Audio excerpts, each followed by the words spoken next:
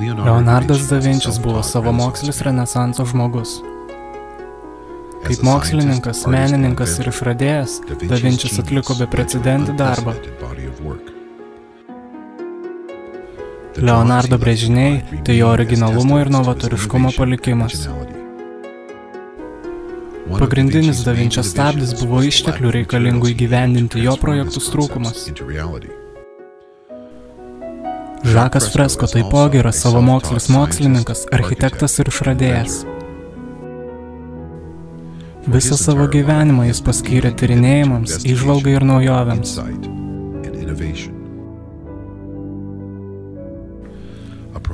Žakas kaip kūrėjas ir statybininkas stengiasi pakeisti mūsų kultūrą didžiąją savo gyvenimo dalį.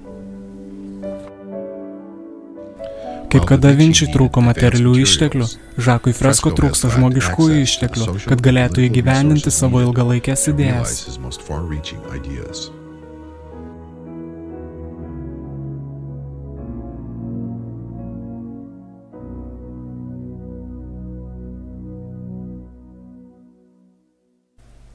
Tūkstantis 1974 metų rugpjūtis. Mano svečias nepaprastas Majamio gyventojas, daktaras Žakas Fresko. Pabandysiu perbėgti per visus Žako Fresko nuopelnus. Jis socialinis inžinierius, pramonės inžinierius, dizaineris, išradėjas, buvo konsultantas kuriant sraigtasparnį, direktorius tyrimų laboratorijoje Los Andžele, sukūrė ir užpatentavo daugybę prietaisų, nuo braižybos priemonių iki rentgeno spindulius naudojančių aparatų. Jo darbai publikuojami Architectural Records, Popular Mechanics, Saturday Review. Taip pat jis buvo techninis ir psichologinis konsultantas kino pramonėje, pramonės narys oro pajėgose, vystė elektrostatinės neužšąlančias sistemas, sukūrė surenkamus aliuminius namus. Kas parašyta jūsų vairuotojo pažymėjime? Kokios jūsų pareigos? Pramonės dizaineris. Žakai, jūs esate socialinis inžinierius. Ar jūsų neerzina, kad žmonės Majamyje, kalbėdami apie Žaką Fresko, sako, kad tai žmogus gyvenantis daug toliau nei rytojumi? Jo mąstymas yra, mes nepasirengę tokiam mąstymui. Ar tai jūsų nenervina? Manau, kad kiekvienas kūrybingas žmogus kiekvienoje srityje susiduria su tokia problema. Nei manęs neerzina. Negalėčiau savo to leisti. Yra daug svarbesnių dalykų.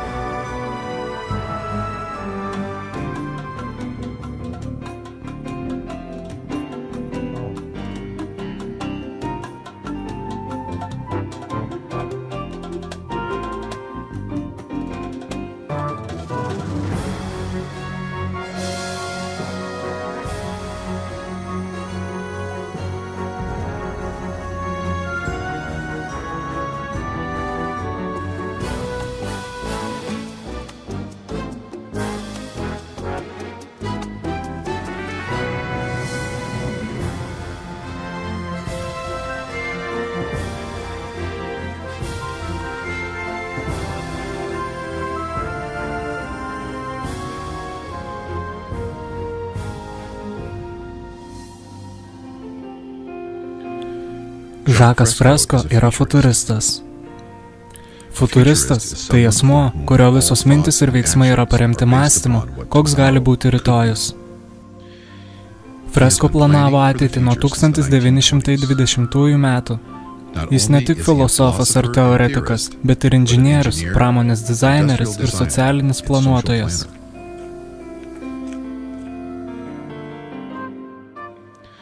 Kaip plataus požiūrio žmogus jis studijavo viską, nuo teologijos iki behaviorizmo ir nuo biologijos iki materialiųjų mokslų.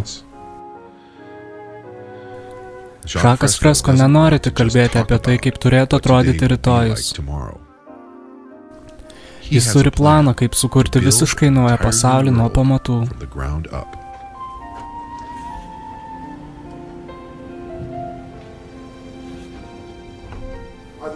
Norėčiau pakalbėti apie laikus, kai jūs pradėjote braižyti. Pradėjau braižyti? Taip. Na, tai buvo labai anksti, 8 ar 9. Apie ateitį? Taip. Man visada rūpėjo ateitis, kiek tik save atsimenu. Buvo toks filmas pavadinimu Metropolis. Jis buvo kažkoks kitoks ir atkreipė mano dėmesį. Tai buvo pirmasis tokio tipo futuristinis filmas. Jame ateitį vaizdavo kaip griežtą sistemą, kuri buvo man tiesiog neprimtina. Tačiau architektūra ir robotai tame filme buvo įdomus.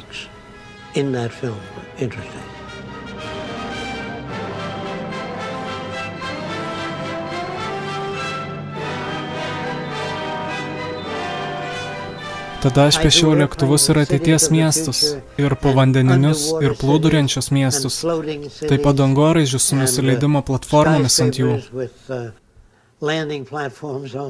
Nupiešiau, kaip mano manymu turėtų atrodyti pašto skyrius. Kadangi oro uostas buvo labai toli nuo pašto, prireikdavo sunkvežimio, kad nuvežti visus siuntinius. Todėl pamaniau, jei pašto skyriai yra tokie ilgi, kodėlgi mes negalėtume nusileisinti jų viršaus, paimti paštą ir nuskristi toliau. Taigi pradėjau piešti nusileidimo takus ant pastatų stogų, šiek tiek pakreipusius, kad orlaiviui nekiltų problemų nusileidžiant, nes nebereikėtų tokio ilgo nusileidimo tako. Jį tiesiog sulėtintų įkalnę. Tuo tarpu prieš kildamas jis leistųsi nuokalnę. Tada pradėjau piešti laivus. Braižiau keleivinius, krovininius laivus, po to lėktuvnešius. Na, o tada parodžiau jo savo mokyklos direktoriui. Tuomet jis pasakė, ar kada girdėjai apie Bucky Fullerį? Aš atsakiau, ne. Taigi jis pasakė, gal norėtum su juo susipažinti? Atsakiau, žinoma, o kas jis toks? Išradėjas kaip ir tu. Jis kuria daug naujų dalykų. Ponas Fulleris buvo vienas šlovingiausių 20-ojo amžiaus futuristų. Pirmiausia žinomas kaip geodezinio kupolo išradėjas. Fulleris buvo technologijų naudojimo žmogaus reikmėm šalininkas. Ir štai, pamačiau į savo automobilyje pavadintame Dymaxion. Aš paklausiau, ką tas pavadinimas reiškia, o jis atsakė, tai tobuliausia, kokią tik galima išgauti formą. Tada paklausiau apie socialinius dalykus. Ką manai apie visuomenės pakeitimą į tokią, kur visi gautų naudos iš pramonės? Jis paklausė, ką turiu omenyje. Na, jei visi dirbantieji pradėtų streikuoti ir pasimtų savo dalį, ir jei nuo to verslas atsigautų, visi automatiškai gautų užmokestį, jei ne jie gautų mažesnį užmokestį. Tuomet jis atsilošė ir pasakė, kas tu, kažkoks visuomenės planuotojas? Ar tu nori būti visuomenės planuotoju? Atsakiau, aš nežinau, kaip tai pavadinti, bet manau, kad tai veiktų. Tai suteiktų žmonėms daugiau iniciatyvos. Jis tarė, leis savo kai ką pasakyti. Pakankamai sudėtinga pagaminti naują automobilį. Jei tu nori pabandyti pakeisti visuomenę, tai buvo daug anksčiau, nei jis pradėjo mokytis apie įvairius dalykus. Einšteinas kartą pasakė, mūsų problemos negali būti sprendžiamas tame pačiame mąstymo lygmenyje, kuriame jos buvo sukurtos. Jūs buvote sutikęs Einšteiną? Tai buvau. Kaip jūs sugalvojate su juo susitikti?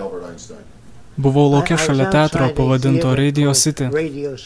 Tada pamačiau išeinančią moterį, kuri buvo žilais styrančiais plaukais. Pasakiau, jie atrodo kaip Einšteino sesuo savo draugams. Tuomet išėjo ir Einšteinas. Manau, kad ten tikrai buvo jo sesuo. Jokauju, žinoma. Priėjau ir paklausiau, ar būtų įmanoma su jumis susitikti pokalbį. O kam paklausė jis? Atsakiau, turiu tūkstančius klausimų, kurių noriu jūsų paklausti. Ir jis pasakė, aš gyvenu Princetone, New Jersey'e. Papasakokite apie tą dieną, kai nuėjote pas jį. Na, aš nuėjau į jo namus, kurie, turiu pasakyti, buvo kuklus. Aš pasakiau, kad man atrodo, jo gamtoje vyrauja harmonija. Kaip jums tai atrodo? Jis atsakė, taip, visa tai yra dėsninga, bet harmonija, Nežinau, ką tu nori to pasakyti. Pasakiau, na žiurkės ėda vabzdžius, tai padeda visai žiurkių sistemai. Tačiau kuo tai padeda vabzdžiams? Tuomet jis pasėmė šiek tiek vandens iš kūdros kieme, padėjo jį po mikroskopu ir pasakė: pažvelk, visi kovoja tarpusavyje. Žmogaus kūne irgi viskas kovoja prieš įsibrovėlius. Vandenyje didelė žuvis ėda mažas. Aš nesisvečiavau pas Einšteiną ilgai ir nepaklausiau apie daugybę kitų dalykų, nes neatrodė, kad jam tai rūpėtų. Jis tik paklausė, ar tu domiesi matematika? Ar tau jį įdomi? Ką tau reiškia bulio geometrija? Žinote, aš nenorėjau pasinerti tą diskusiją, nes tai man būtų buvęs kelio metimas dėl takelio. Matematika tik įrankis, lygiai kaip sociologija ar antropologija. Jos visos tik instrumentai, kuriais reikia kurti ateitį.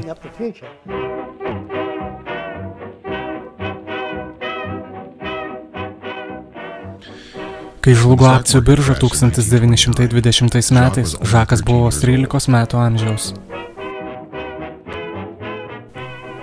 Jis subrendo didžiosios depresijos metu, pateikdamas daugybę klausimų rūpinčių jaunam, aktyviam žmogui. Gyvendamas Niujorke, jis matė žmonių paniką ir kančias, kurias buvo sunku suvokti. Tas pasimetimas, prieštaravimai ir kamavimasis, kurį jis matė, padarė ženklų poveikį Žako asmenybei. Viskas buvo taip blogai, kad net nenorėjau tai žiūrėti. Ir pamaniau, kad šio žaidimo taisyklės yra sušiktos. Ėjau į daugybę skirtingų susitikimų – komunistų, socialistų, fašistų, jungtinės žmonijos, technokratų susirinkimus, kad pamatyčiau, ko moko pasaulis. Nepraleidau net rytų filosofijos. Taip pat norėjau sužinoti, ką žmonės galvoja, ko jie nori iš tikrųjų, kodėl jie apsistoja ties viena sistema ir kodėl kiekvieną kartą visuomeniai priėjus prie kažkokios sistemos stengiasi bet kokią kainą nekeisti tos sistemos. Jie net nenori tobulėti, tačiau technologijų srityje vos kažką pagaminę, iškart stengiamės tai patobulinti. Civilizacijos istorija man tai pasikeitimų, socialinių pasikeitimų ir žmonių išsidėstymo istorija. Namai, laivai, lėktuvai, traukiniai – visa tai socialinės evoliucijos pasekmė, skaitant ir mūsų kalbą, išvaizdą, vertybės bei elgesį. Krizės metu Žakas paliko Niujorką ir pradėjo tranzuoti po visą šalį. Savo kelionių metu sutiko daugybę skirtingų ir įdomių žmonių, kurių didžioji dalis buvo kaip ir jis pats, ieškantis teisingo ir nešališko gyvenimo būdo. Galiausiai jis nukeliavo į šiltesnius vandenis, į pirmykščias Taičio salas.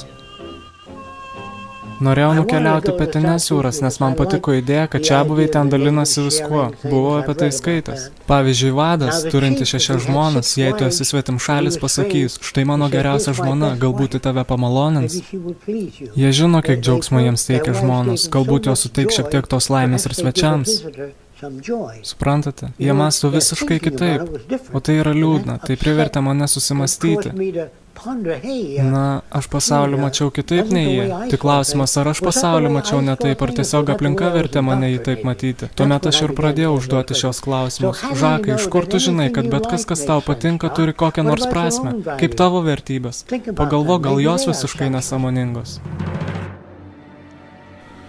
Kadangi Taitis buvo užpultas, Žakas grįžo į JAV ir įstojo į oro pajėgas. Kai karas baigėsi, daugybė fabrikų sustojo. Jų gamybos kvotos nebebuvo tokios kaip karo metu. Pabrėžiant daugybę aliuminio panaudojimo sričių, Žakas sukūrė ir pastatė namą, kuris visas buvo pagamintas išspaudžiant aliuminį. Tai rezultatas novatoriško ir be galo efektyvaus laiko ir išteklių panaudojimo.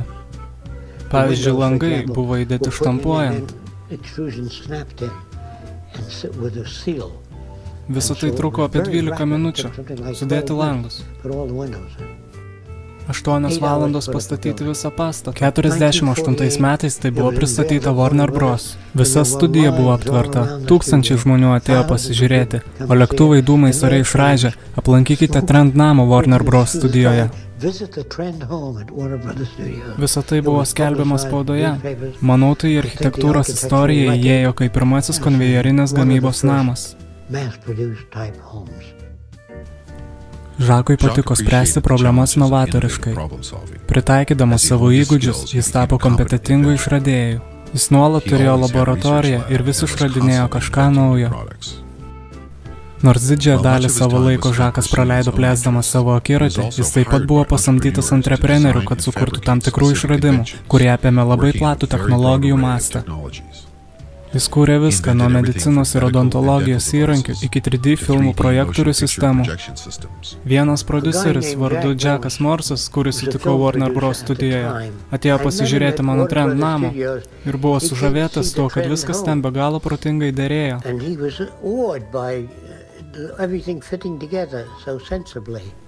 Jis pasakė, kaip jūs sugalvojate tokius dalykus. Taigi aš pradėjau jam pasakoti, kaip apie tai mąstau ir pasirodžiau jam įdomus. Tada jis tarė, ateik pas mane į svečius. Man atėjus jis paklausė, kaip manai, ar tu galėtum sukurti filmų projektorių, kuris kuria 3D vaizdą nenaudojant akinių?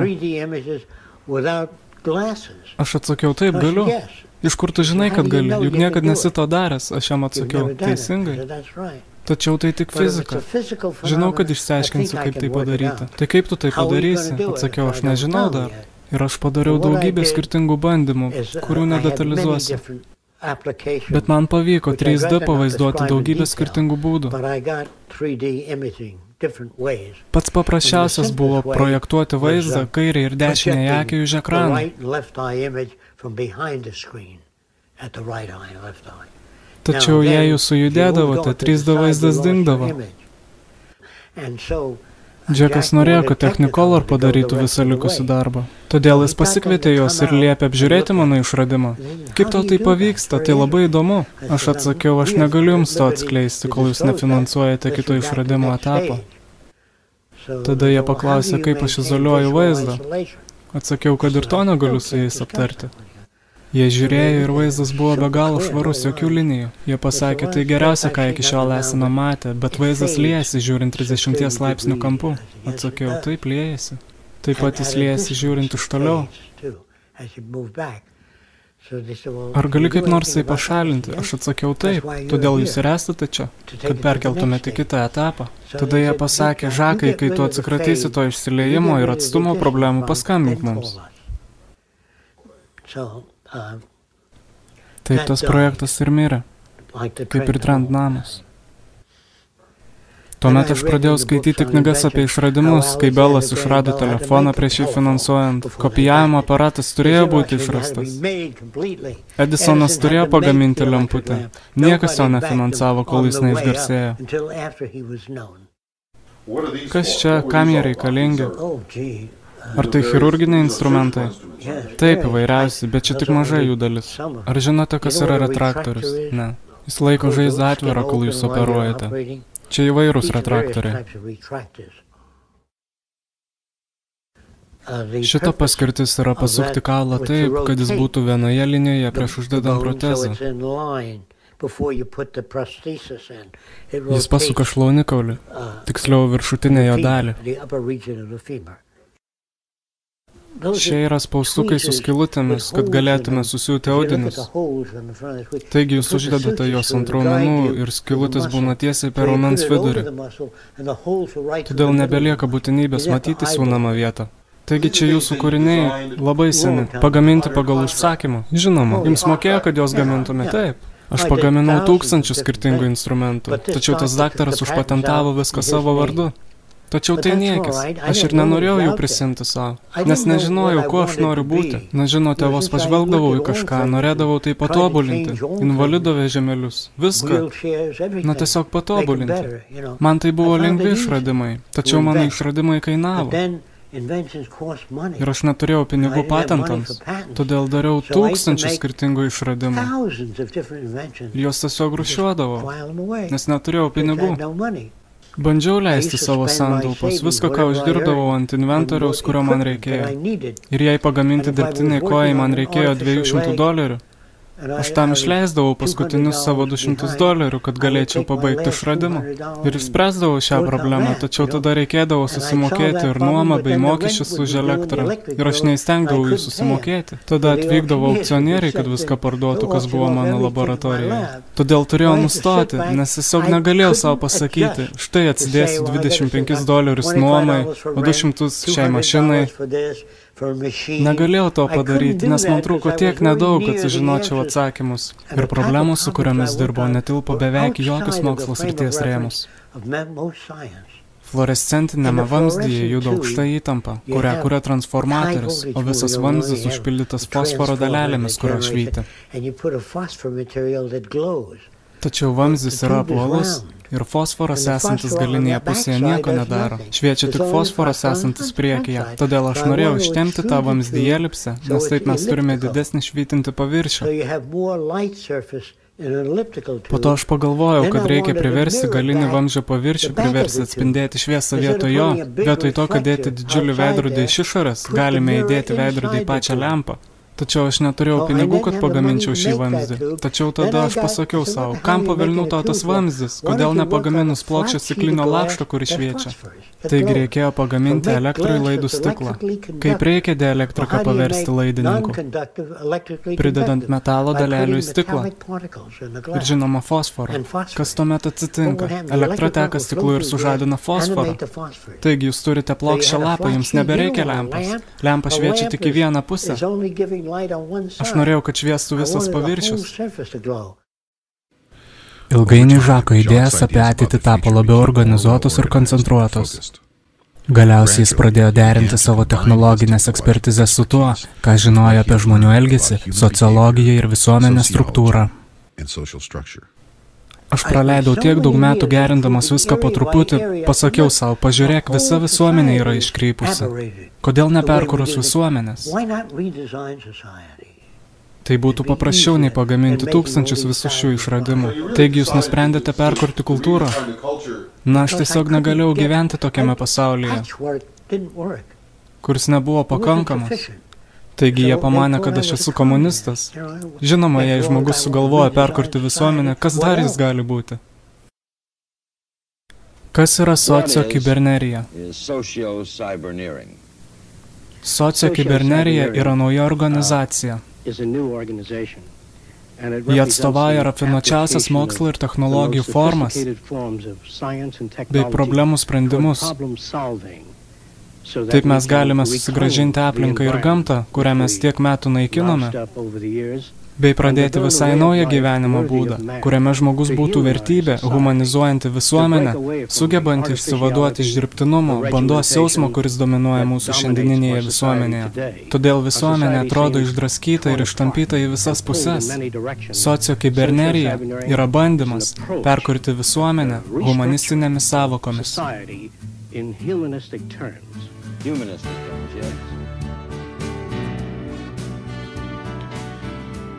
Sociokibernerijos misija – sukurti gyvenamą tyrimų centrą, kuriame kuriamos ir demonstruojamos naujos technologijos ir novatoriškos socialinės koncepcijos visuomenės aplinkoje. Nederlingame gabalėlyje žemės centrinėje Floridoje Žakas ir keli draugai pradėjo tai, kas dabar žinoma kaip Venus projektas. Pavadintas greta esančio Venus kaimelio Floridoje vardu. Maždaug 10 hektarų žemės plote buvo pastatyta 10 pastatų. Kiekvienas jų išsiskiria dizainu, konstrukcija ir gyvenimo stiliaus sąvoką apjungiančią darbo modelio aukštą produktyvumą su harmonija, apjungiančią gamtą ir aukščiausias technologijas. Žako tikslas – iš naujo sukurti vertybės ir perkurti visą mūsų kultūrą, vis dar išlieka jo darbo kirtiniu akmeniu.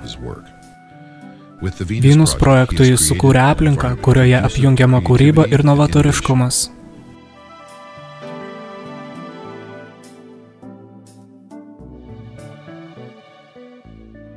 Kai žmonės čia atvyksta, jie būna apstulbę išgirdę, kad čia buvo tik lygus pomidorų laukas. Mes iškasėme kanalus ir kūdras, bei pasodinome šimtus palmių bei kitų medžių. Ir visą tai pastatėme, kad parodytume, kaip atrodytų priemiestis. Čia yra daug pastatų, bet jūs negalite matyti vieno pastato būdami kitame. Mes norėjome parodyti, kaip technologijos ir gamta gali būti suderintos šioje aplinkoje.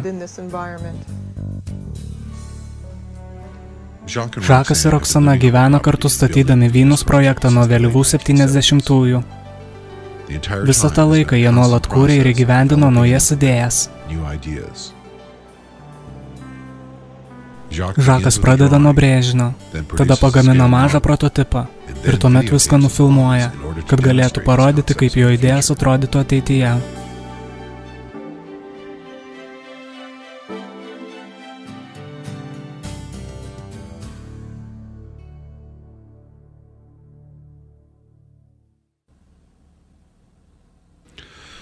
Nors Vynus yra palyginus atokiai, lankytojai dažnai čia atvyksta, kad pamatytų šį projektą ir susitiktų su Žaku. Džonas? Šmargarita, labas. Nors ir neatsiminsiu jūsų vardų, bet vis tiek. Malonu jūs matyti. Kaip laikotės? Atsisėskite, tuomet ir pradėsime. Ar visi susirinko? Taigi, buvo laikai, kai visi, tai yra dauguma tikėjo, kad daugumos sprendimai yra teisingi. Bet buvo laikai, kai dauguma manė, jog Žemė yra plokščia, ir jei būtumėte paklausę, ar jie to įsitikinę, jie būtų atsakę žinoma, jog matosi, kad ji plokščia. Taigi jų įsitikinimai buvo sulaužyti, tačiau pasauliui nereikia įsitikinimų. Jam reikia protingo Žemės resursų valdymo. O to mes neturime. Pagrindinis projektuojant ateitį įnašas yra būdas spręsti problemas.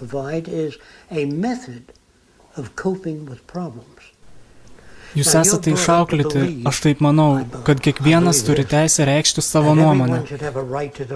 Argi ne šitaip jūs auklėjo? Šitaip? Gerai. Jei visi aplinkiniai reikštų savo nuomonę, tuo aš pasakysiu, kas blogai su Džimu. Suprantat? Yra visokiausių nuomonių. Bet kai inžinieriai kalba tarpusavyje, jie nesako, patikėk tu manim. Jie sako, matai šinoje metalą. Jis gali atlaikyti 1500 kg kvadratiniame centimetre. Tuomet išbando jį tam tikrą mašiną ir taria, tu buvai teisus. Todėl aš drįsčiau teigti, kad didžioji dalis žmonių šiandien nemąsto blaiviai. Jie nėra pakvaišę, tačiau naudojasi tokiais vertinimo būdais, kurie yra gerokai pasenę. Mūsų kalba ateityje keisis, ji taps logiškesnė, ją mes negalėsim diskutuoti. Paklausite, ar įmanoma tokia kalba? Ji jau yra. Inžinieriai tarpusavyje kalbasi kalba, kurioje nėra išvedžiojimų. Jie naudoja matematiką ir kitas apibūdinimo sistemas. Jei aš interpretuočiau kito inžinieriaus kalbą taip, kaip man šauna į galvą, nebūtų galima pastatyti tiltų, užtvankų ar elektros praleidimo sistemų. Kalba privalo turėti prasmę. Štai kodėl gydytojui užrašius diagnozę, ji visame pasaulyje reiškia tą patį. Taigi pasaulis, apie kurį aš kalbu, yra kitoks. Jame nebūtų daug žmonių mačiusių viską, kas vyko anksčiau ir dėl to gyvenančių tam tikrą kryptimi. O įdomus dalykas yra tas, kad jis nėra filosofas, kuris tik kalba, kaip pasaulis turėtų atrodyti, jo nuomonė.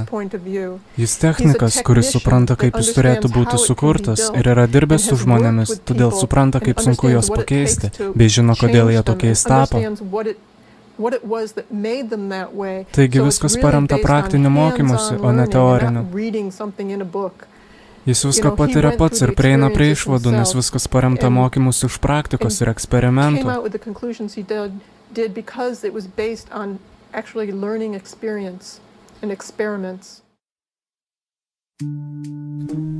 Kai inžinierių idėja šauna į galvą, jis aptaria su kompiuteriu. Kol jie aptaria šią idėją, kompiuterizuota sistema sujungtų aptariamus elementus ir pakeistų kalbą į vaizdinę medžiagą. Ir tas paveikslas būtų rodomas visiems dalyvaujantiems diskusijoje. Taigi visus klausimus, kuriuos jie užduotų per pristatymą, atsakytų ta vaizdinė medžiaga. Pavyzdžiui, kaip pastatas surenkamas, kaip tiekiamas vanduo, kaip jis atlaiko žemės drebėjimus, ar bet kokį kitą klausimą. Vietoj to, kad žmonės sėdėtų ir klausinėtų individualių klausimų, atsakymai būtų rodomi viduje to, kas panašu į permatomą kupolą. Todėl idėjas nebūtų tik žodinės, nes vien kalbant žmonės negauna visos reikiamos informacijos. Todėl daug išsamesnė bendravimo forma yra 3D vaizdavimas, visad parodanti žmonėm, ką tu turi omenyje, o ne tai, ką jie mano, kad tu turi omenyje. Sukurtas holografiniu kompiuteriu ir pastatytas iš surenkamų medžiagų, ateities namas bus daug daugiau nei tik gyvenamoji vieta. Jis bus gyvenimo būdo dalis, palengvins mokymasi ir įkvėps lengvesnį bendravimą. Vienas įdomiausių ateities visuomenės bruožų yra faktas, kad jei tu pažįsti žmonės gan gerai ir neaplankai jų kurį laiką ar netgi keletą metų, jų namai pasikeičia, nes keičiasi tuose namuose gyvenantys žmonės. Jų poreikiai ir žinios smarkiai augs, kartu keisis ir jų aplinka. Nebus tokio dalyko, kaip apibrėžtas namas, kuriame asmuo gyvena visą gyvenimą jo nekeisdamas. Namas keisis kartu su gyventojų vertybėmis, požiūriu ir žiniomis. Jūs sakėte kažką apie tai, kad namai statomi atsižvelgiant į jiems keliamus reikalavimus. Taip, išlinkimas, medžiagos ir... Taip, palyginkite tai su natūralia fiziologija. Gyvūno forma nesivysto iš išorės į vidų, ji vystosi iš vidaus į išorę. Kad ir ko jūs pageidautumėte, eksterjeras bus tik priedanga tos formos, kokioje jūs norite gyventi.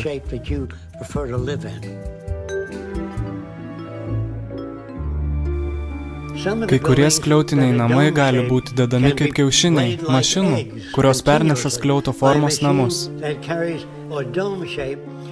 Ir tokiame skliaute tiek eksterjeras, tiek interjeras surenkami tuo pačiu metu.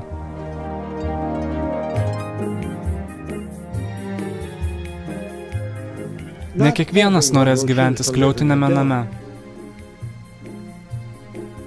Jie pasirinks gyventi bet kokios formos name, kuris tik patenkintų jų poreikius. Priežastis, kodėl aš siūlau skliautą, yra ta, kad jam pagaminti reikia mažiausiai išteklių, tačiau jis padengia didžiausią erdvę ir užtikrina maksimalią laikomąją galią. Todėl skliauto formos tiek daug gamtoje. Jūsų smegenys yra skliautas, kaukolė yra skliautas. Taigi, jei žmogus sako, na, aš nemanau, kad norėčiau gyventi skliaute. Jūs jau gyvenate skliaute visą savo gyvenimą. Pastato viduje nebus jokio šviesos šaltinio. Jūs nepastebėsite jokios lempos ar kito šviesos šaltinio, nes visos sienos švies pačios. Bus galima pasirinkti apšvietimo spalvą, ar norėsite, kad šviestų visas paviršius, ar tik tam tikros zonos.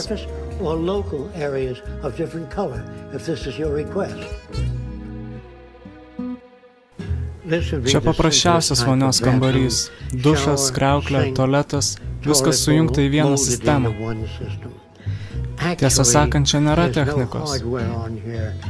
Tačiau ranga, iš kurios vanduo teka juostelėmis, o tai nuplaus muilą nuo rankos, sunaudojant maždaug 1/60 vandens, kurį sunaudojate dabar. Tada vanduo iš kriauklės nutekės vamzdžiu aplink ir pripildys unitazo bakelį, kuris nuplaus to vandeniu išmatas. Taigi vietoje to, kad sakytume žmonės, taupykit vandenį, pastatysime sistemą, kuri tai darys už juos. Štai kaip reikia tausoti vandenį. Taip pat vonios kambariai gali skirtis nuo šio paprasto iki daug sudėtingesnio, tačiau to paties principo. Gali būti iki 50 skirtingų vonios variantų, o jūs išsirinksite, kokią norėsite ir jums jį įdiegs.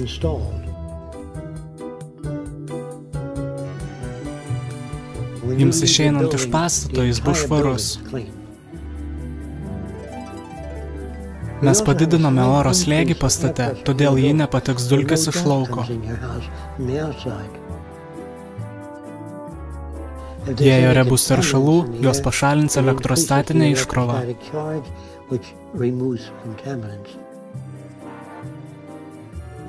Tai bus protingas namas, kadangi jis turės nervų sistemą. Štai apie ką aš kalbu.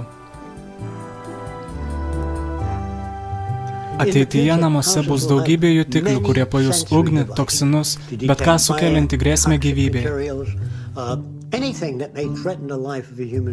Taipogi, jei jūs užeisite ateities namus ir pasakysite, gal galiu pasinaudoti jūsų telefonu. Aš atsakyčiau, kas tas telefonas? Tuomet jūs tartumėte, aš noriu pakalbėti su Samu Arabijoje. Jums užtektų pasakyti, ko jūs norite. Tuomet garsas būtų taip sufokusuojamas, kad stovint tam tikrame taške jūs galėtumėte girdėti Samą iš Arabijos.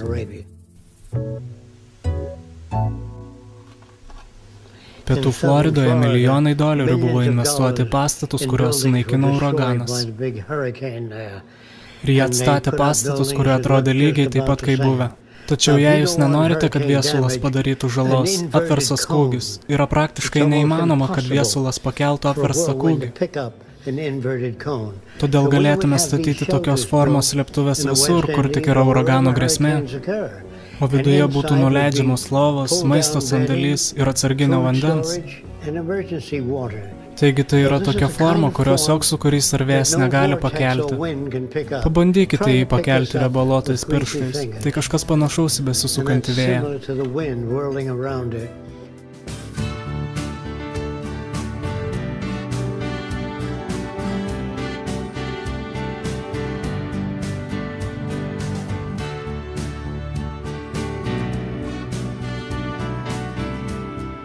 Daugiabučiams namams ir kitiems dideliems statiniams Žakas išrado kibernetinę konstravimo sistemą. Kompiuterio kontroliuojami robotai atliktų 90% surenkamų detalių pernešimo ir instaliavimo. Tam tikros pažangesnės medžiagos turėtų būti atrastos, kurios pašalintų taršą ir minimalizuotų rankinio darbo poreikį. Valdomi palidovo ir naudojantis rafinuotą dirbtinį intelektą pastatai pasistatytų patys. Technika, kurią Žakas pavadino savarankiškai pasistatančios struktūros. Tai atspindi sąlyginai paprastą aliuminį išspaudimą. Jei paimsite dantų pastos tubelį ir jos priekyje išpjausite raidę T, tuomet paspaudus dantų pastą išlys T formos. Taip yra daromi aliuminio išspaudimai. Vis dėlto ateityje galbūt bus įmanoma išspausti visą daugiabutį, ar bent jau jo elementus.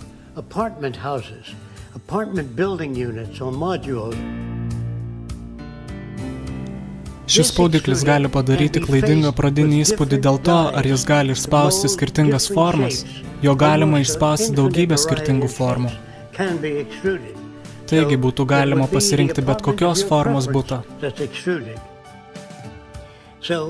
Taigi bet kokia forma ar bet kokia išspaudžiama forma gali būti sukurta, kad atitiktų daugybę architektūrinių išdėstymų.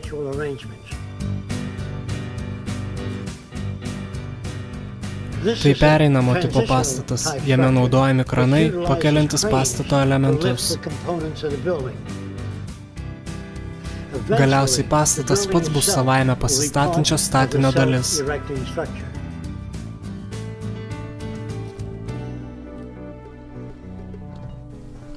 Nepamirškite, kad visi maketai, kuriuos aš darau, yra pereinamieji. Jie neatspindi nei pusės to, ką gali žmogus padaryti, nes niekas nežino, ką ateitis mums parodys.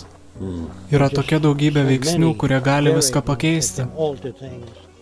Todėl mano kuriami maketai ir yra pereinamieji. O daugybė jų yra tik tai koncepciniai, juk ateities statiniai neatrodys taip, kaip aš juos įsivaizduoju.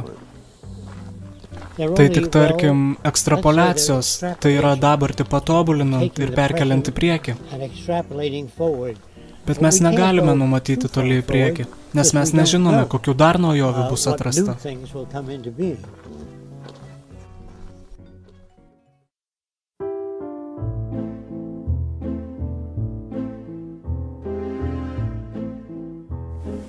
Tai atrodo kaip traukinių stotis. Mes viliamės likviduoti lėktuvus, sukurdami transporto priemonę, kuri gali keliauti iki 3200 km per valandą greičiu, kabėdama ant magnetinio lauko ir oro pagalvių.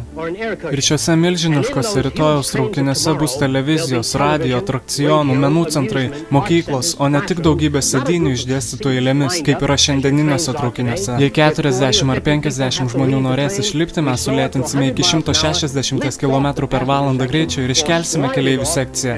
Vietoj to jos sprendami naują keleivių norinčių įlipti sekciją. Jums nereiks stabdyti viso traukinio, ateityje mes tik nustumsime išlipančius ir prijungsime įlipančius.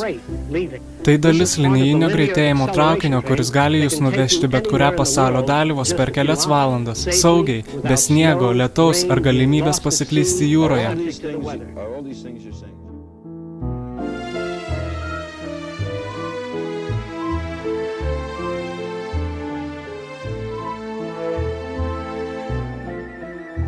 Vienabėgiai traukiniai yra vienas iš keliavimo būdų. Vieni gali būti iškelti magnetinio lauko, kiti gali naudoti ratus ir važiuoti bėgiais.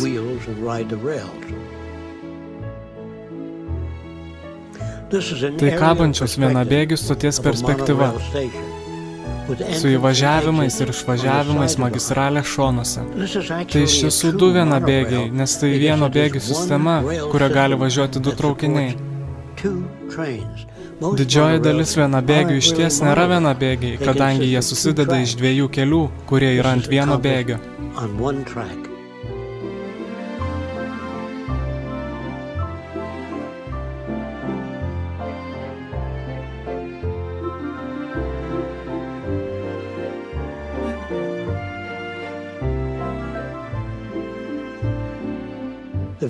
Ateities transporto priemonės bus labai aerodinamiškos formos. Jų forma užtikrins minimalią trintį, leisdama nukeliauti maksimalią distanciją su minimaliomis sąnaudomis. Automobilio galuose bus radaras ar sonaras ar koks kitas jutiklis, kuris apskaičiuotų atstumą iki kitų transporto priemonių ir automatiškai laikytųsi atstumo. Kitaip tariant, magistralėje ar bet kur kitur, kur du automobiliai gali susidurti, elektroniniai sensoriai savaime išlaikys atstumą, kuris apsaugos automobilius nuo susidūrimo ar bet kokio kontakto. Ir vis dėlto, net jei atsiras koks nors įbrėžimas ar lenkimas, automobilis bus pagamintas iš tam tikrų atmintinių medžiagų. Forma įsimenantis lydinys visada taps tokios formos, kokios buvo prieš tai, netgi smarkiai pažeistas. Aš paimsiu šį metalą, vadinamą nitinoliu. Ši viela ar spiralė yra susukta apie ritę, tuomet pakaitinta iki tam tikros temperatūros ir palaikyta, kol atšalo.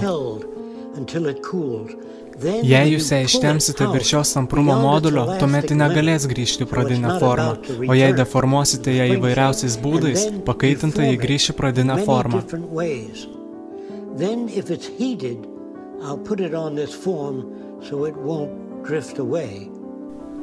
Aš pakaitinsiu šį metalą, o jūs galėsit stebėti, kaip jis grįžta į pradinę formą. Tai vadinama forma įsimenančių lydinių. Ateityje tai gali būti daroma su plastikais, metalais ar bet kokiomis kitomis medžiagomis. Stebėkite, kaip jis grįžta.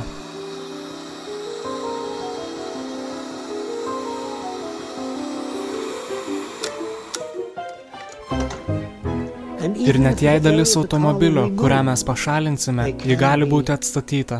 Kitaip tariant, automatiškai montuojant automobilyje konfigūravimo sistemą, kaip ir žmogaus kūne, kaip ir galbūt driežo ar salamandro organizmai šiandien gali regeneruoti savo kūno dalis.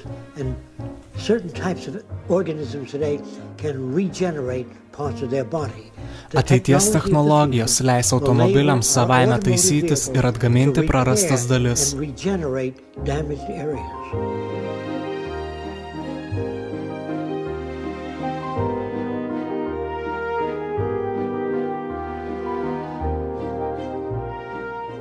Tai transporto priemonė ar ore kybanti priemonė. Ji keliaus 1,5 ar 2 metrų virš žemės aukštyje ir jai nereiks nei magistralių, nei tiltų. Jūs galėsite apsisukti elektrodinaminėmis priemonėmis, išleisdami orą iš kairės ar dešinės pusės, nesujungdami oro srovių, bet tiesiog pritraukiant ar išstumiant orą.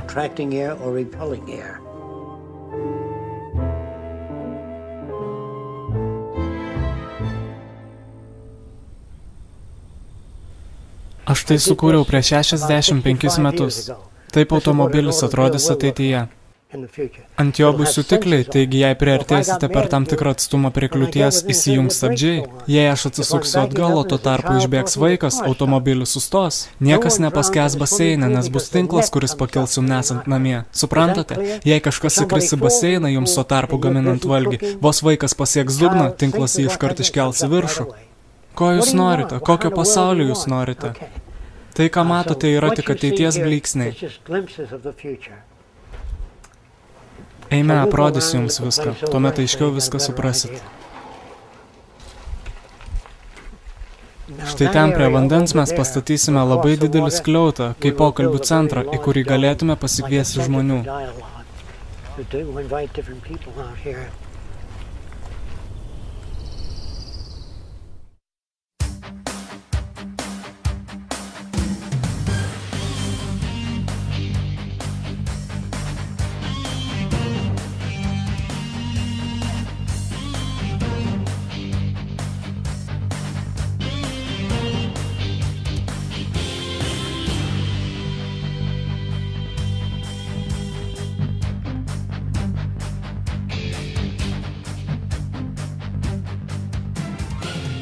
Tai krovininis laivas su atskiromis sekcijomis.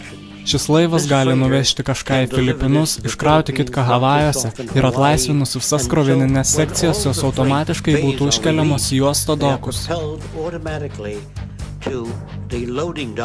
Tuomet priekinė ir galinė laivo dalis, kur yra varomoji, susijungtų, todėl visuomet būtų plukdomas subalansuotas krovinys.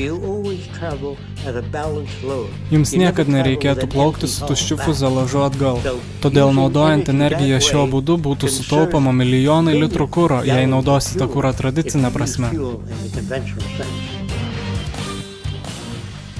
Tai yra galimas varomasis metodas.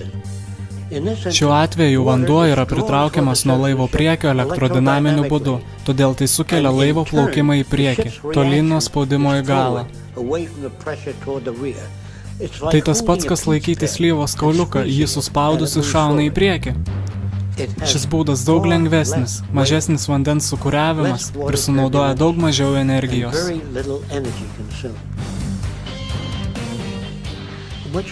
Čia jūs matote ateities povandeninį transportą. Prieš pat laivo priekį labai dideliu dažniu leidžiami oro burbuliukai, o tai smarkiai sumažins pasipriešinimą. Jei paleistumėte tūkstančius oro burbuliukų po laivu, jis paskęstų, nes vanduo yra daug plūdresnis su oro burbuliukais. Štai kodėl oro burbulų sistemos bus naudojamos kaip priemonės pašalinti vandens pasipriešinimą ateityje. Plukdyti krovinius po vandeniu daug ekonomiškiau, bet to taip daug mažesnis pasipriešinimas. Kadangi keliaujant vandens paviršiumi susiduriama su bangomis ir jų muša, po vandeniu šitos problemos nelieka.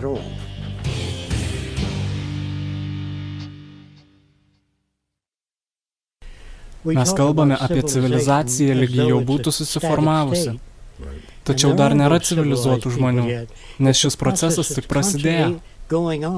Mes nesame civilizuoti, tai tebevykstantis procesas. Ir mes niekada netapsime pilnai civilizuoti. Nes tam mes turėtume šitą žinoti, kad galėtume elgtis konstruktyviai.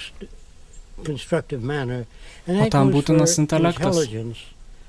Nežinau, ar kalbėjomės apie elektronikos inžinierių gyvenusi prieš 75 metus, tarkime labai protingą, kuri šiandien negautų darbo. Taigi, kai kalbame apie intelektą, apie ką mes kalbame iš vis, tai tebevykstantis procesas. Štai kodėl nėra inteligentų.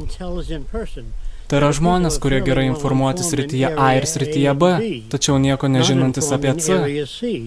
Todėl, kai jūs sakote žodį civilizacija, jis skamba kaip kažkas, kas jau yra pasiekta. As long as you have war, police, prisons, crime, you're in the early stages of civilization, what they call civilization.